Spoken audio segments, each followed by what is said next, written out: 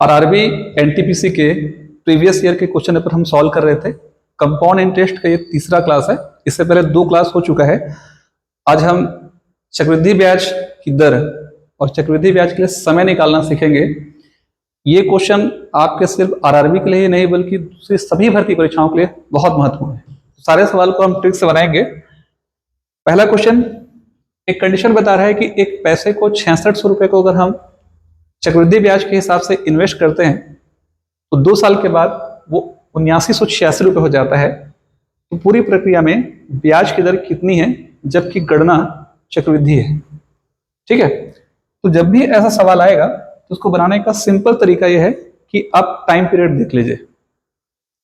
पूरी प्रक्रिया में जो सवाल हमको दिया है 6600 रुपया, उसको 7986 रुपए होने में टोटल 2 साल लग रहा है। तो जब भी ऐसा क्वेश्चन दे और हमको अगर ब्याज की दर निकालनी है तो हम लोग 6600 को और 7986 को क्या करेंगे, करनी के अंदर में रखेंगे। ये जो करनी के अंदर में परिणाम को रखेंगे तो ध्यान रखिएगा यहाँ का जो पार्ट है यहाँ 2 छुपा हुआ है। टाइम पीरियड को आपको ध्यान रखना है। एक अमाउंट से लेकर के दूसरे अमाउंट के बीच में अगर टाइम का जो ड्यूरेशन है 2 साल है तो यहाँ करनी यूज होगा।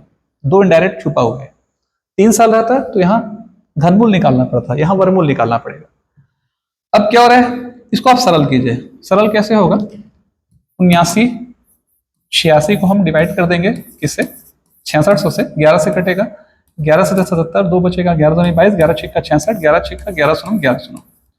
अभी कटेगा ये भी कटेगा, 6 12 और 6 कम और ये 100 बार जाएगा। तो इसका सीधा सा मतलब है कि अगर इस वाले पार्ट को मैं सरल कर रहा हूं तो यहाँ बच रहा है मेरे पास 100 और यहाँ बच रहा है मेरे पास 121। और आपको पता है कि 100 का वर्गमूल होता है 10, इसका होता है 11। तो इसका मतलब है कि ये आरंभिक में 10 था, बाद में बढ़ के 11 हो गया। तो निश्चित तौर पर एक निश्चित दर से बढ़ा होगा। अब वो दर कितना है इसे ही हमको निकालना है। तो बढ़ोतरी कितने की हो रही है, 1 की। किस पे हो रही है, 10 पे। एक 10 का कितना हिस्सा है, 1/10 हिस्सा।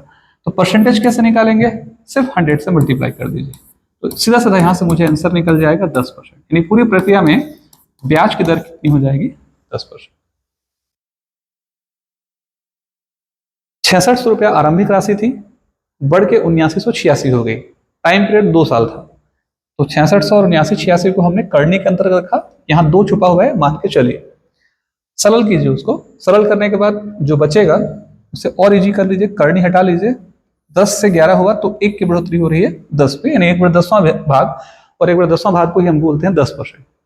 तो ब्याज की दर यहाँ 10% सीधे निकल जाएगी। ठीक है, चलिए इसमें देख लीजिए। इस क्वेश्चन में 1250 की राशि 148877 हो रही है। कितने साल में हो रही है, 3 साल में। तो जब हम क्वेश्चन बनाएंगे तो यहाँ पर 1250 लिखेंगे और यहाँ पर लिखेंगे 1488.77। ध्यान रखिएगा इस चीज को, 3 साल में हो रहा है पूरी प्रक्रिया। तो यहाँ करने की जगह में क्या लिखा जाएगा, 3। यहाँ लिखेंगे 3 और यहाँ लिखेंगे 3। तो इसका मतलब है घनमूल 1250 और घनमूल इतने का मान हमको निकालना पड़ेगा। सरल कैसे करेंगे, ये बहुत बड़ा प्रश्न है। ये स्पेशल सवाल है। अभ्यास से इन चीजों को साधा जा सकता है, सीधे आप बनाएंगे तो गड़बड़ है। मैं जिस अभी से रेशियो में जब लूंगा और दशमलव हटाऊंगा ना, इसको बटे इसको बटे करूंगा तो देखिएगा यहाँ पर 1250 के बाद मैं क्या करूंगा, 2 जीरो बढ़ा दूंगा यहाँ, और यहाँ भी मैं दशमलव हटा दूंगा। एक तरह से 148877 हो जाएगा। मैं क्या करूंगा, जैसे इससे पहले मैंने बनाया था, मैं रेशियो में लेता दोनों को, दशमलव के बाद 77 2 अंक है। आप समझिए 1488.77 था और भागित यहाँ कितना था, 1250। तो जब मैं दशमलव हटाऊंगा ना यहाँ से तो यहाँ 2 जीरो बढ़ जाएगा, और ऊपर भी करनी में नीचे भी करनी में, तो सबका करनी ही समझ लीजिए। इस तरीके से हल होगा। तो एक तरह से ये 125 000 और 148870 है। अब आपको समझना पड़ेगा इस चीज को कि ये है घनमूल 50 का। 50 को हम 3 बार गुणा करेंगे तो इतना आएगा, और ये जो घनमूल है वो है 53 का। 53 को 3 बार गुणा करेंगे तो इतना आएगा। अभ्यास करेंगे, धीरे धीरे घनमूल वाला टॉपिक पढ़ेंगे, बहुत सारे घनमूल को ओरली याद कर लीजिए, आपको बेनिफिट मिलेगा। तो 50 की जो राशि है बढ़ के 53 हो गई। तो कितने की बढ़ोतरी हो रही है, 3 की। किस पे हो रही है, 50 पे। तो क्या हुआ, 3 बढ़ रहा है किस पे, 50 पे। 3 50 का कितना हिस्सा है, तो 3 भागित 50 × 100, 50 दूनी 100, तो 3 दूनी कितना %, 6%। तो इसका मतलब क्या हुआ, चक्रवृद्धि ब्याज की दर कितनी हो जाएगी? 6%। ये हमारा आंसर हो जाएगा। ठीक है, चलिए थर्ड क्वेश्चन की ओर बढ़ते हैं। तीसरे क्वेश्चन को देखिए, यहां भी हमको रेट ऑफ इंटरेस्ट निकालना है। समय दी है 2 साल, लेकिन अमाउंट कितना है? जैसे प्रीवियस क्वेश्चन दे दिया था, अमाउंट इतना था, इतना हो गया। इस सवाल में अमाउंट नहीं दिया है तो भी क्वेश्चन बनेगा। तो हम मान लेते हैं कि आरंभिक राशि P थी और कितने साल के बाद, समय देखिए 2 साल, तो यहाँ 2 छुपा है डायरेक्ट। 2 साल के बाद कितना हो गया? 9/4 P हो गया, है ना। तो P से P क्या हो जाएगा? कैंसिल हो जाएगा। यहाँ क्या बचेगा? वर्गमूल 1, और यहाँ क्या बचेगा? वर्गमूल 9/4। और आप जानते हो कि वर्गमूल 1 का 1, इसका कितना होता है? 3/2। थोड़ा और इजी कर लीजिए उसको। इजी कैसे करेंगे? यहाँ 1 है, यहाँ 3/2 है, तो मैं क्या करूंगा, यहाँ पर दोनों पक्षों में 2 का मल्टीप्लाई कर दूंगा। अनुपात के दोनों पक्षों में समान संक्रिया अपना सकते हैं, तो इसमें 2 का मल्टीप्लाई कर देंगे।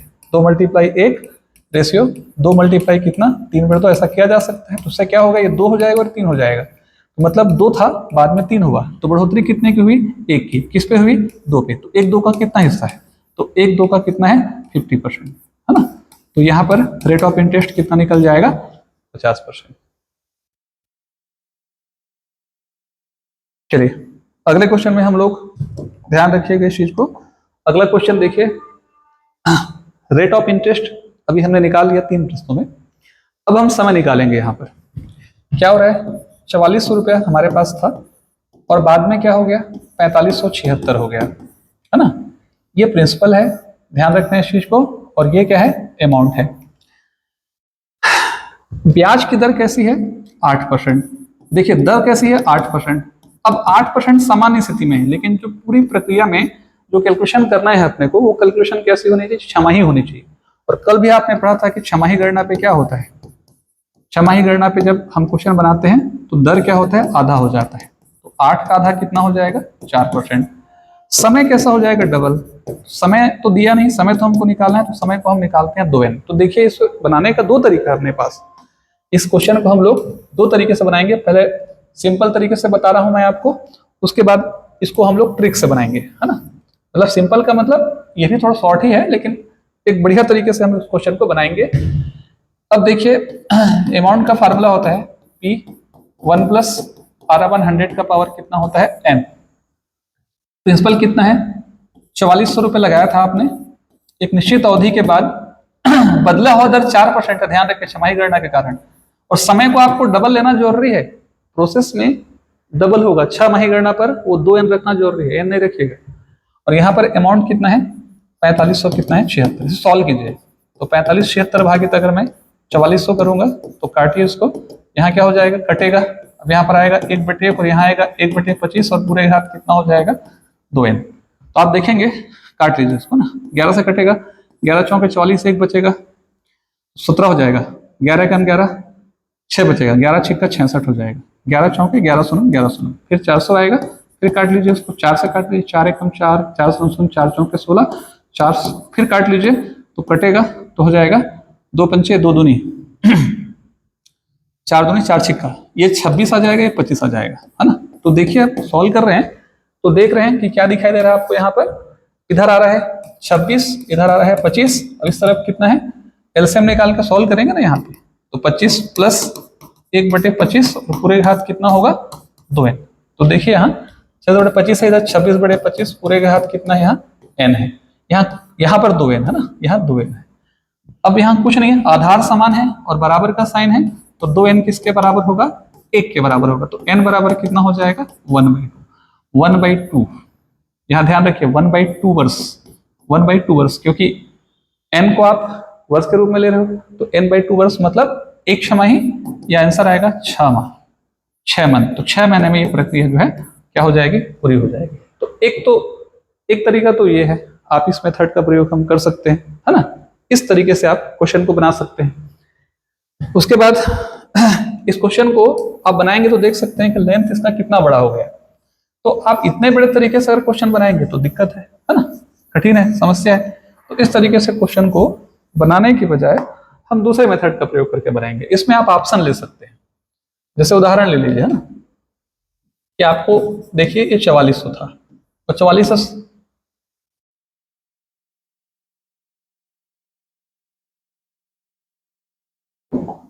ये 4400 था, 4400 से क्या हो गया 4500, कितना हो गया 76।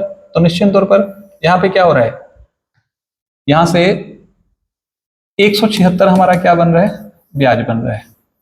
ठीक है, 76 कितना बन रहा है 176। तो अगर मैं नॉर्मल तरीके से इस क्वेश्चन को बनाऊंगा, 4400 का अगर मैं निकालता हूं, चक्रवृद्धि ब्याज छमाही गणना पे हो रहा है, इस दर को आधा लेना पड़ेगा। 4400 का अगर मैं 4% निकालूंगा, 2 जीरो खत्म हो जाएगा, 4 चौक 16, 4 चौक 16 17। देखिए एक लाइन में क्वेश्चन बनेगा, कितना आ रहा है 176। मैं 4400 को मूलधन मान के अगर मैं 176 ले लेता हूं, तो निश्चित तौर पर क्या हो रहा है, एक ही बार में कन्वर्ट हो जा रहा है। अब एक बार में कन्वर्ट हो रहा है तो इसका मतलब क्या है, एक बार हो रहा है, तो एक बार का मतलब क्या समझिए आप, प्रोसेस आप समझिए। जैसे हम लोग चक्रवृद्धि ब्याज निकालना सीखे हैं परसेंट वाले मेथड का प्रयोग करके, तो पहले में गुणा 2, दूसरे में गुणा 1 करते हैं। तो चूंकि एक ही बार में आ रहा है, छमाही गणना है, तो यहाँ पर एक का प्रोसेस आएगा, लेकिन ये एक ना होकर के एक छमाही होगा। और जब एक छमाही होगा तो इसका मतलब ही क्या होता है, इसका सही आंसर हो जाएगा क्या, 6 मंथ। तो इस बात को थोड़ा आपको समझना पड़ेगा, अधिक से अधिक अभ्यास करेंगे। छमाही गणना होने के कारण ये सीधा सीधा 6 मंथ आएगा, छमाही गणना नहीं होता तो सीधा आंसर हमारा 1 साल आ जाता।